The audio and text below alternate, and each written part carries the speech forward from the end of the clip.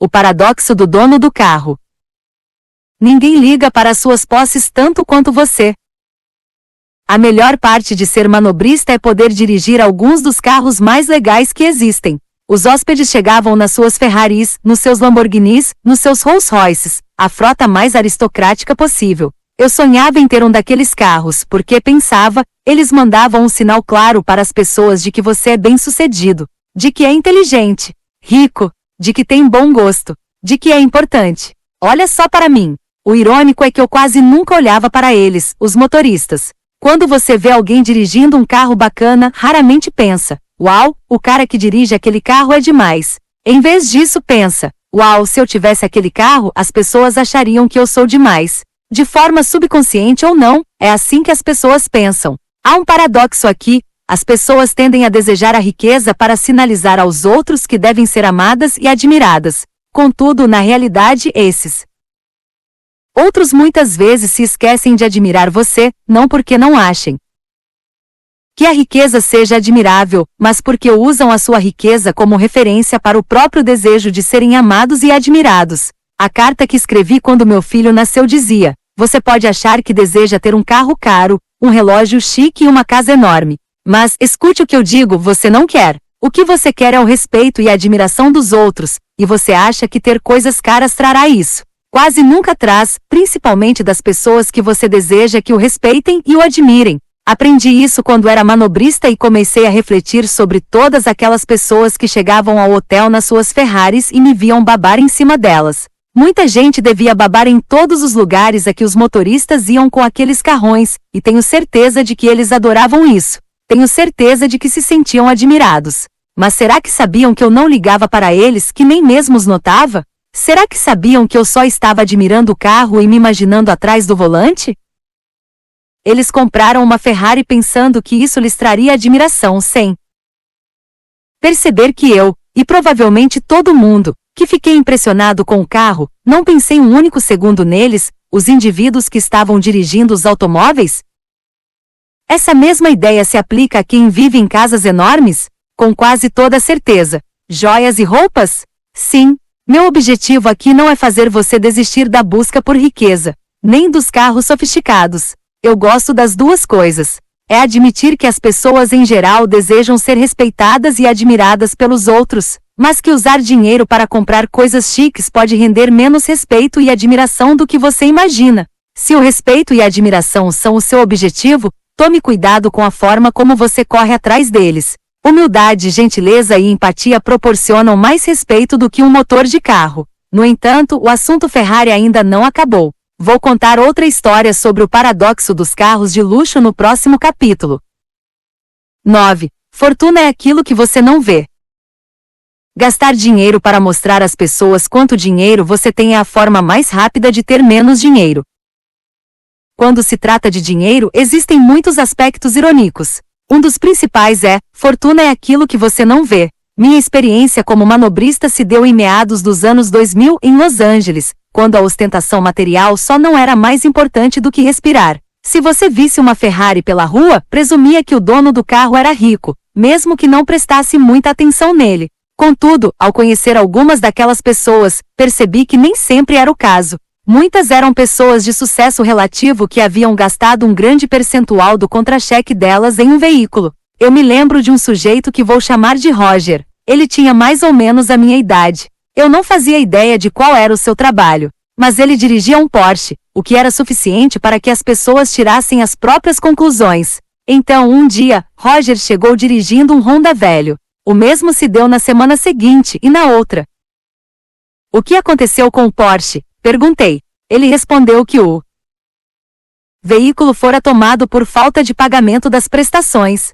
Não havia uma gota de constrangimento ali. Ele respondeu como se estivesse passando para a próxima jogada do jogo. Todas as suposições que eu fizera a respeito dele estavam erradas. Los Angeles tem um monte de Rogers. Alguém que dirige um carro de $100 mil pode até ter uma fortuna. Só que o único dado que você tem sobre a fortuna dessa pessoa é que ela tem $100 mil a menos do que tinha antes de comprar o carro, ou $100 mil a mais em dívidas. Isso é tudo que você sabe sobre ela.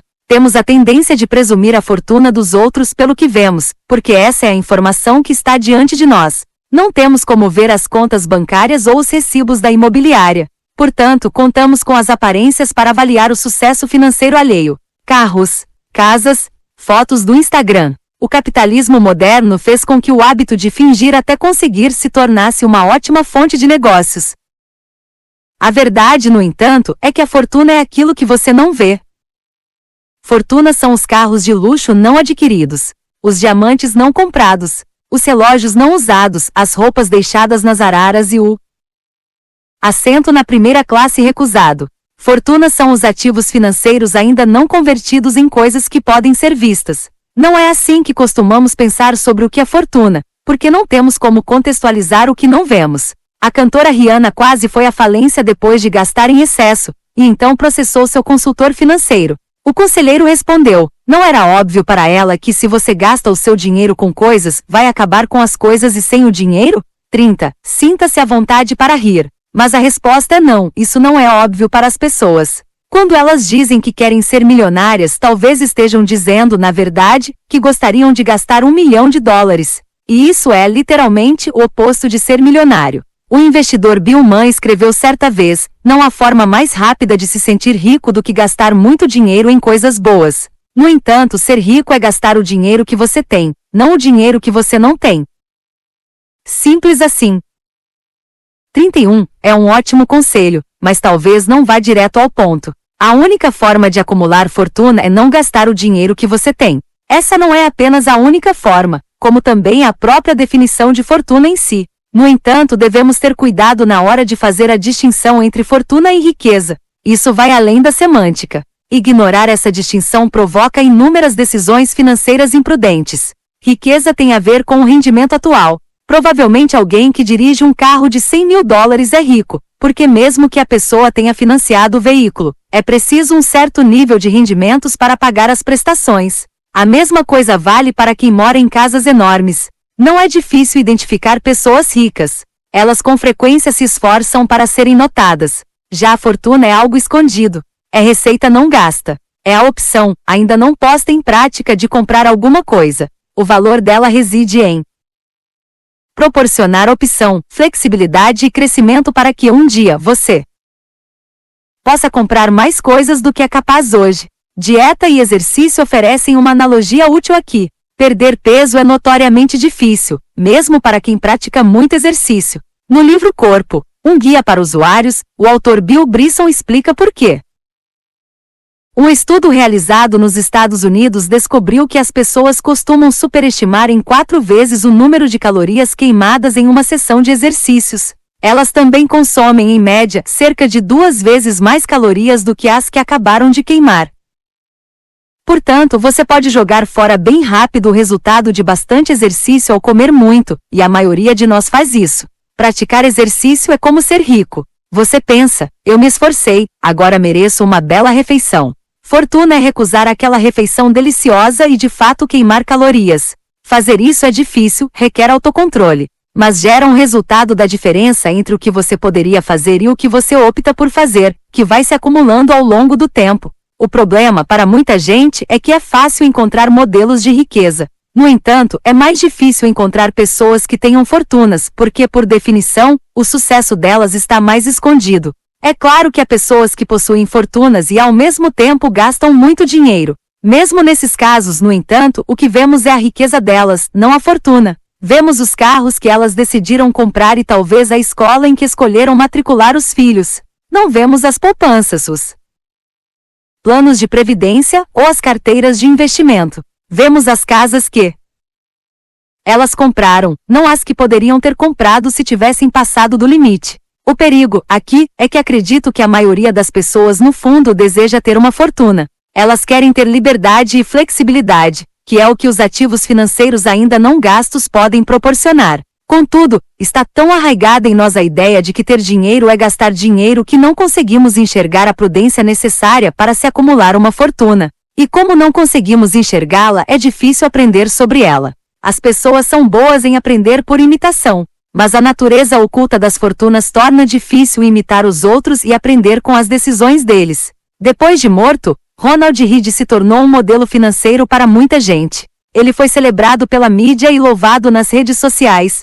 Mas ele não foi um modelo enquanto estava vivo, porque cada centavo da riqueza dele estava escondido, até mesmo daqueles que o conheciam. Imagine como seria difícil virar escritor se você não pudesse ler as obras dos grandes autores. Quem seria a sua inspiração? Quem você admiraria? Quais truques e dicas sutis iria adotar? Uma coisa que já é árdua se tornaria ainda mais difícil. É complicado aprender com o que não se pode ver. Isso ajuda a explicar por que muita gente tem dificuldade em acumular uma fortuna. O mundo está cheio de pessoas que parecem modestas, mas que na verdade possuem fortunas, e de pessoas que parecem ricas, mas que vivem no fio da navalha. Tenha isso em mente ao julgar precipitadamente o sucesso dos outros e ao definir os seus objetivos. Mas se fortuna é aquilo que você não gasta, de que ela serve? Bem, permita-me convencê-lo a guardar dinheiro. 10. Guarde dinheiro. O único fator sobre o qual você tem controle gera uma das únicas coisas que realmente importam. Que maravilha! Permita-me convencê-lo a guardar dinheiro. Não vai demorar muito, mas é uma tarefa estranha, não? As pessoas precisam ser convencidas a guardar dinheiro? A resposta é sim, muitas precisam. A partir de um determinado nível de rendimentos, as pessoas se enquadram em 3 grupos: os que guardam dinheiro, os que acham que não conseguem fazer isso e os que acham que não precisam fazer isso. Este capítulo se dirige aos 2 últimos. A ideia básica aqui, que é simples, mas fácil de ser ignorada, é que acumular uma fortuna tem pouco a ver com os seus rendimentos ou com o retorno dos seus investimentos, e muito a ver com quanto você economiza regularmente.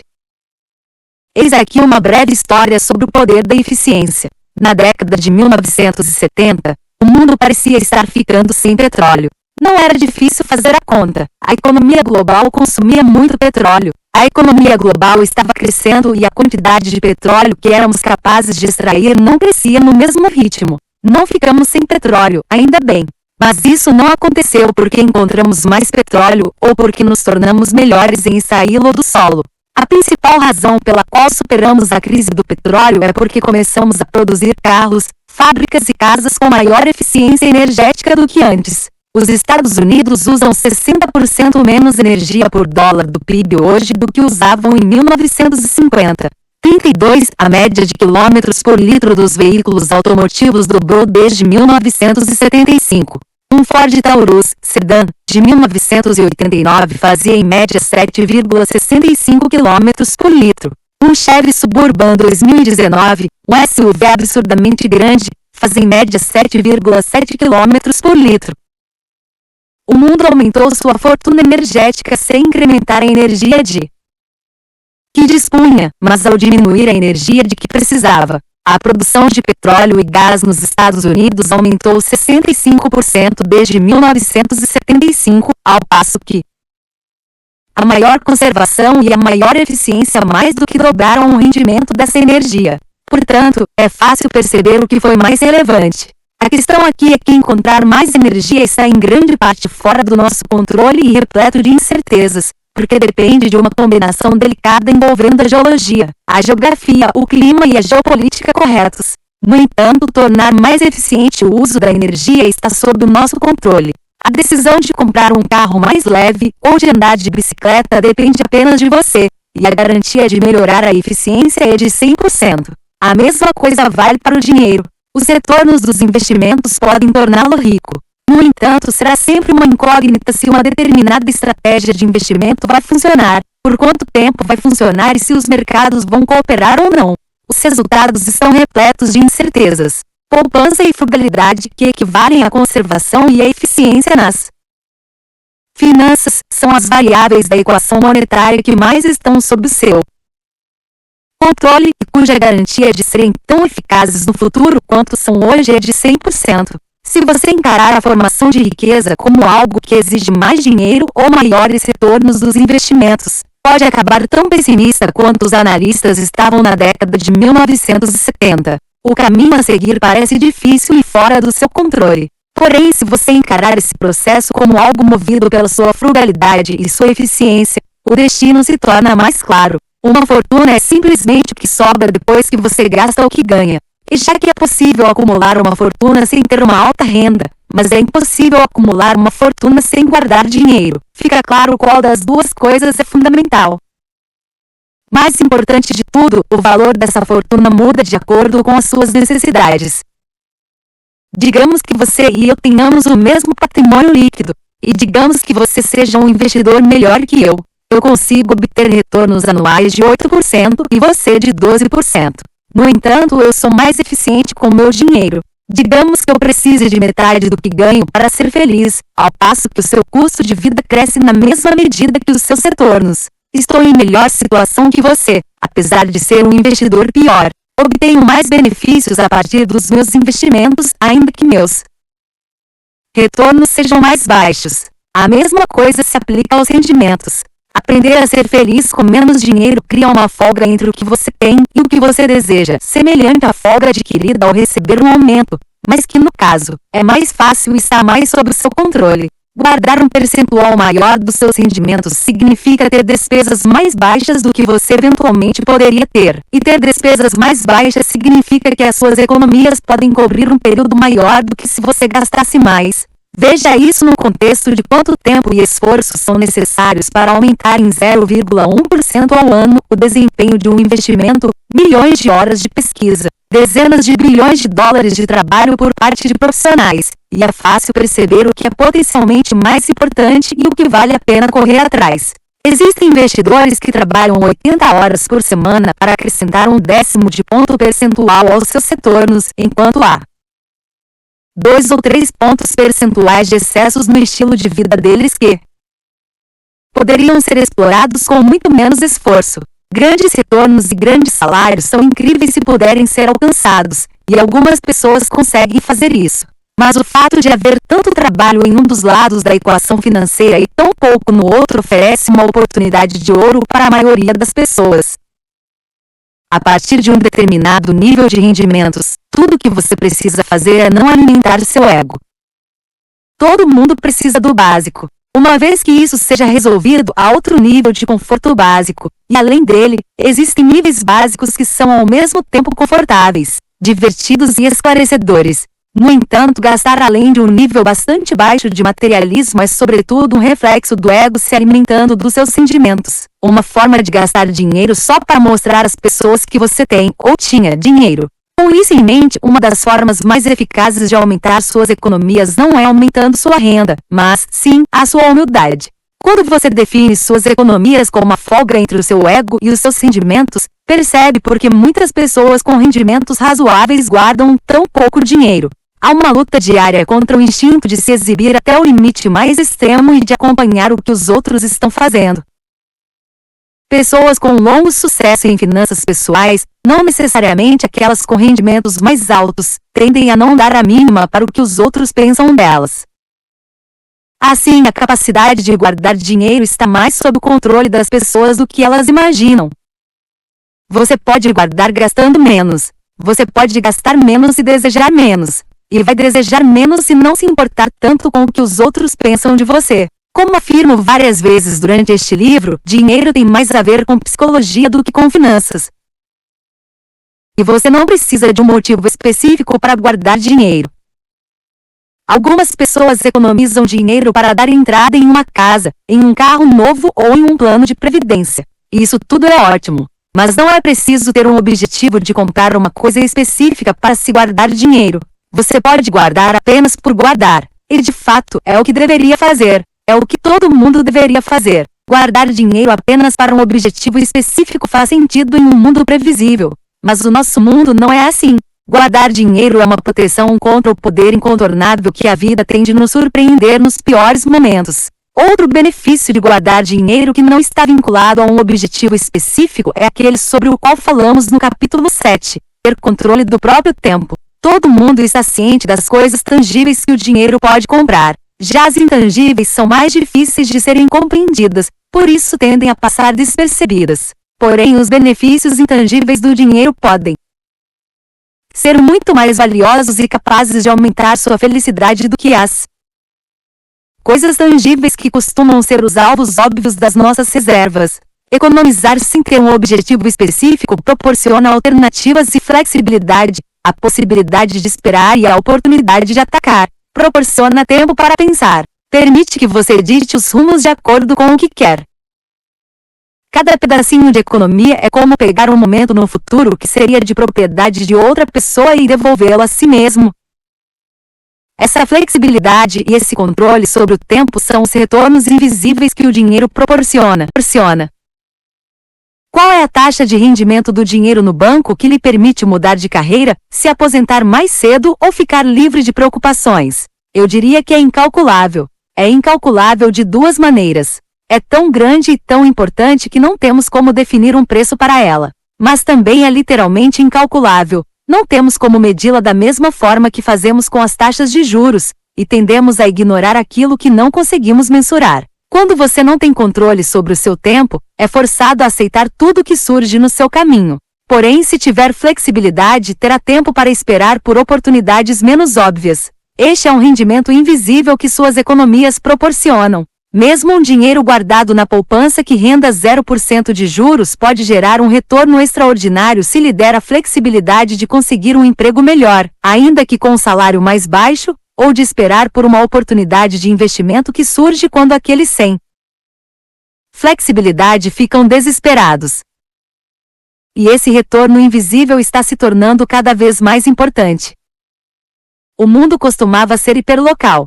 Pouco mais de um século atrás, 75% dos americanos não tinham telefone ou serviço de correio regular, de acordo com o historiador Robert Gordon. Isso tornava a competição hiperlocal também. Um trabalhador com inteligência mediana podia se tornar o melhor na cidade em que morava, e seria tratado como tal por não precisar competir com o trabalhador mais inteligente de outra cidade. Hoje, isso mudou. Um mundo hiperconectado significa que o repertório de talentos com os quais você compete passou de centenas ou de milhares da sua cidade para milhões ou bilhões do mundo inteiro. Isso é especialmente verdade em relação a empregos que dependem de trabalho intelectual. Educação, marketing, análise, consultoria, contabilidade, programação, jornalismo e até mesmo medicina competem cada vez mais em grupos globais de talentos.